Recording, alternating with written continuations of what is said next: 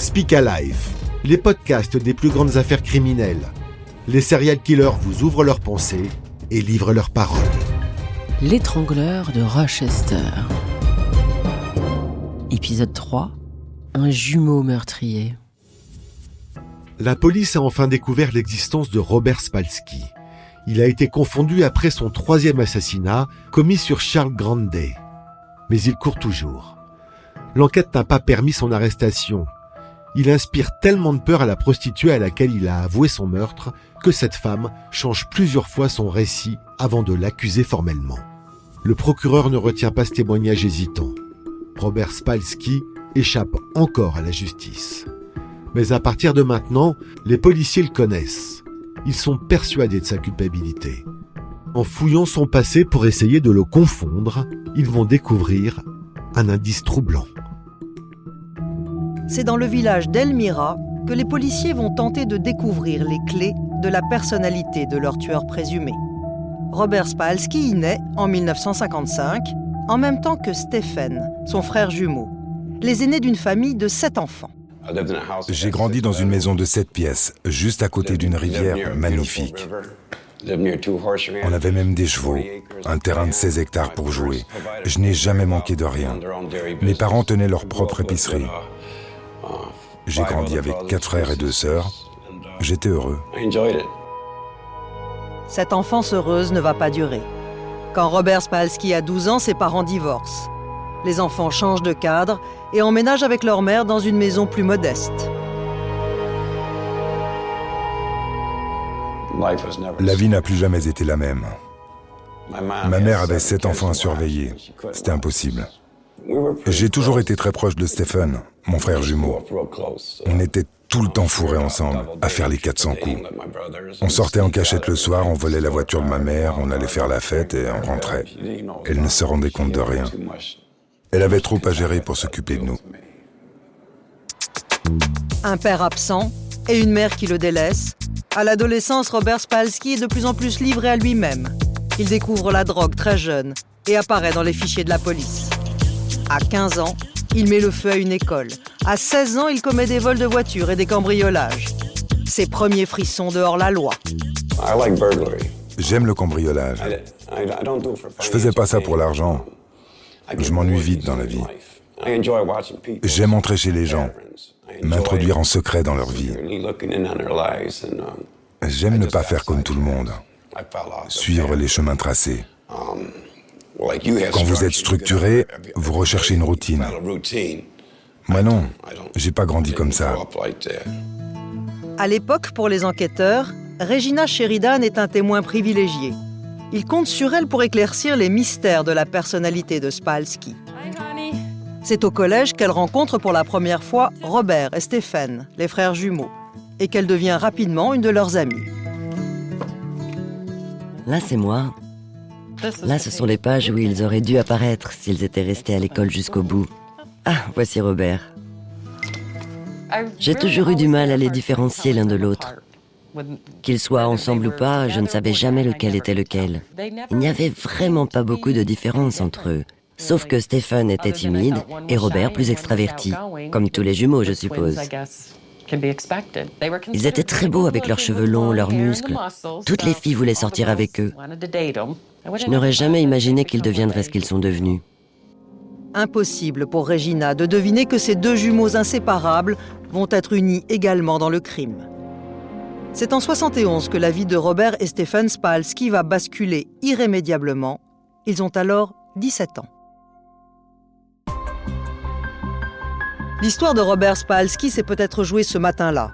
Le 24 novembre 71, dans le sous-sol de son restaurant, à Elmira, le révérend Ronald Ripley est retrouvé assassiné. Un meurtre sauvage.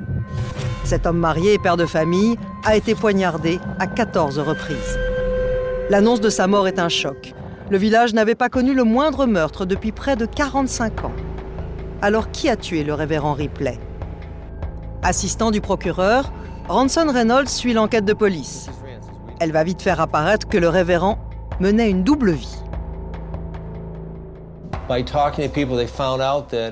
En parlant au voisinage, les policiers se sont rendus compte que des jeunes hommes âgés entre 15 et 20 ans fréquenté le révérend.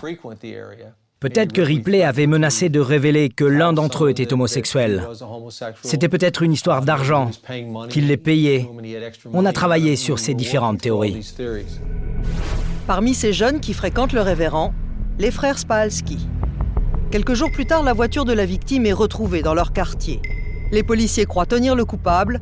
Robert Spalski est déjà fiché dans leur service pour vol et cambriolage. Ils le suspectent d'être le meurtrier. J'étais soupçonné, et aujourd'hui, certains sont toujours persuadés que je suis coupable. À l'époque, Robert Spalski passe au détecteur de mensonges. Les résultats sont formels. Il n'a pas tué le révérend Ripley, mais il sait qui a commis le meurtre. Les enquêteurs se tournent alors vers Stephen, son frère jumeau. Le 4 mai 72, son interrogatoire sera de courte durée. Stephen, vous vous souvenez de la mort de Ronald Ripley ? Ouais, Pourquoi vous vous en souvenez ? parce que c'est moi qui l'ai tué. Stephen signe des aveux complets. Les frères Spalski ont 17 ans et l'un d'eux est un meurtrier.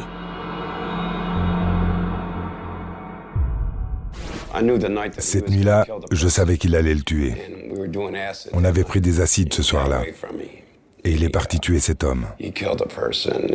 Il l'a poignardé, je sais pas combien de fois. Quand on est sous LSD, on ne se rend plus compte de rien. Il n'était pas dans son état normal. Je pense qu'il avait honte que ses amis apprennent qu'il ait eu des relations homosexuelles avec cet homme. J'étais horrifié, mais quoi que puisse faire mon frère, je le soutenais. Il est revenu cette nuit-là dans la voiture de sa victime. Il avait volé de l'argent, des effets personnels. Je m'en suis débarrassé pour essayer de le protéger. En octobre 1972, au palais de justice d'Elmira, Stephen Spalski, le frère jumeau de Robert, est jugé pour le meurtre de Ronald Ripley. En raison de son jeune âge, il n'est condamné qu'à 12 ans de prison. Mais pour ses amis comme Regina Sheridan, le choc est terrible. J'ai pleuré. J'étais bouleversée, je ne pouvais y croire. Je me sentais mal pour cette famille. Ça devait être tellement dur. Je n'arrêtais pas de me dire que ça n'était pas lui le coupable. Il en était incapable. C'est effrayant de penser que j'ai côtoyé ces deux garçons. J'ai même eu le béguin pour l'un des deux.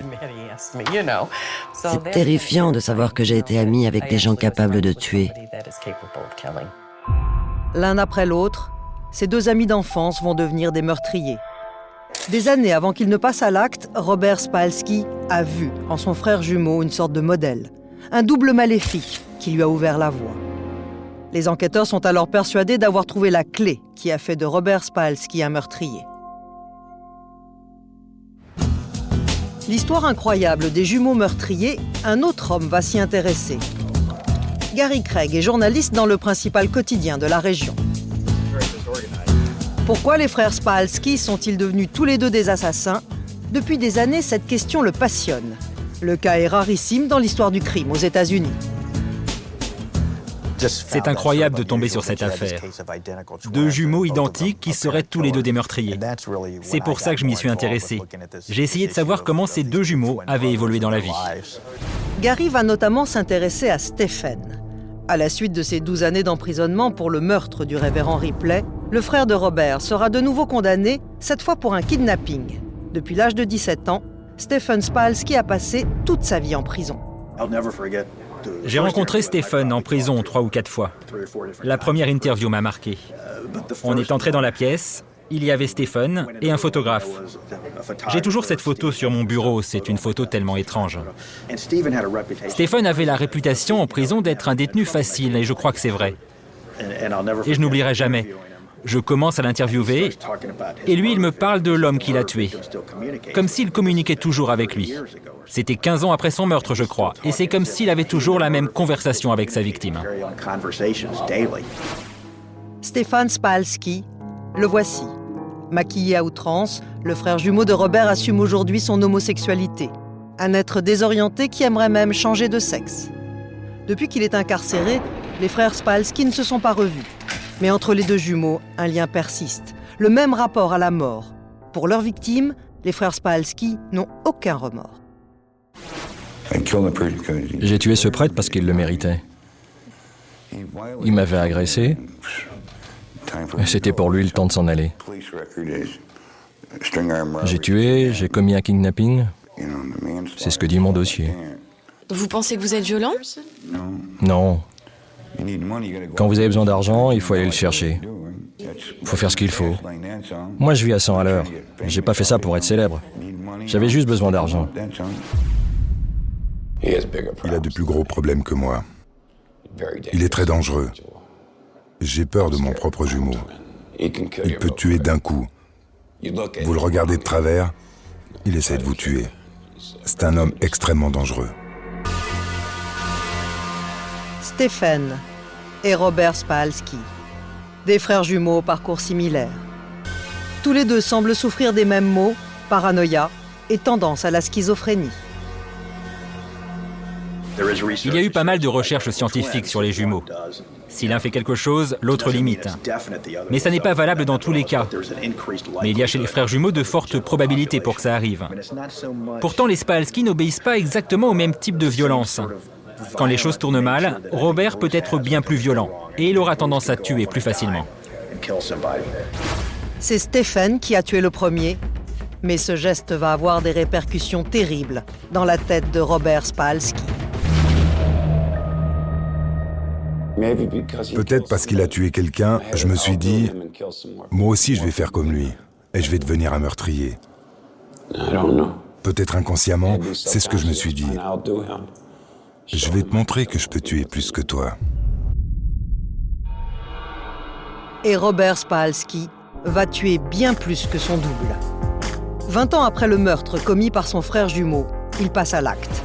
Maureen Armstrong, la jeune prostituée, Adrian Berger, sa petite amie, Charles Grandet, un homme choisi au hasard, et à chaque fois, il échappe à la police. À la fin de l'année 91, les policiers qui enquêtent sur la mort de Charles Grandet doivent se rendre à l'évidence. Ils n'ont pas suffisamment de preuves pour inculper Spalski. Comment la police va-t-elle encore pouvoir arrêter cet homme qui lui échappe? Robert Spalski va-t-il commettre une erreur? Pour le savoir, écoutez le prochain épisode.